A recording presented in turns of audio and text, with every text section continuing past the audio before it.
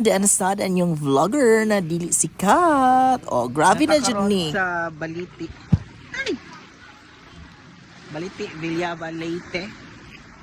Nakaligo may dinhi onya. Namasulpot sila dito.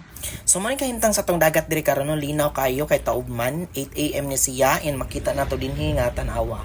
Nindot kayo ang dagat, crystal clear. Ang tan-aw nimo ana guys, nag blue jud na siya dinha at tan-awon. Lami kay paminahon ang bawd-bawd sa dagat, maka-relax. Dayon unsa man itong buhaton nga abot sa dagat, so mag-prepare ta kay dili biya ta mga prinsesa.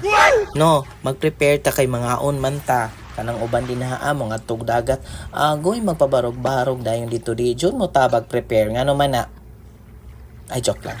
So, mao man lagi ni atong nga dali-dali og baon no, ang isda. So, dapat ato dyan isang hugasan aron limpyo atong kanon. Dili mo kaon ha, og walay hugas.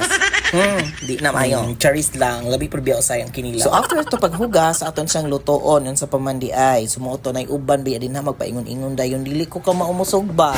Nya ka maojud mo. Di na lang ko po storya. Ha? Tapula. Di mayo. Hindi ara mga gravidness na luto ng atong sudan. Moto giwa-hiwa na sa akong igsuon no. Kay gipanggutom na ang tanan og paabot. Kay nga no manggudili magulutoon daan. Ari ba pas dagat magpasugba-sugba. Few moments later. Tada! Sumuoni ang ato ang pamahaw. Lami kay mamahaw dis dagat guys. Ni action na mag-init guys. Moto naghimo na tag tent dinhi gamit ang trapal. Silongan. Kay. Init man.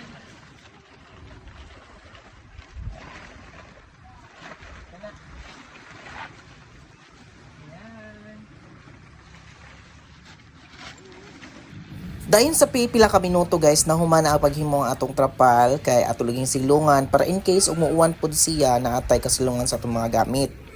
So mo ni ang atong view guys, tan-awa na yung maabot na uwan. So ari na lang ta kutob guys, pero don't worry guys kay naapatay part 2 sa atong video katong namasultag isda. Abangan!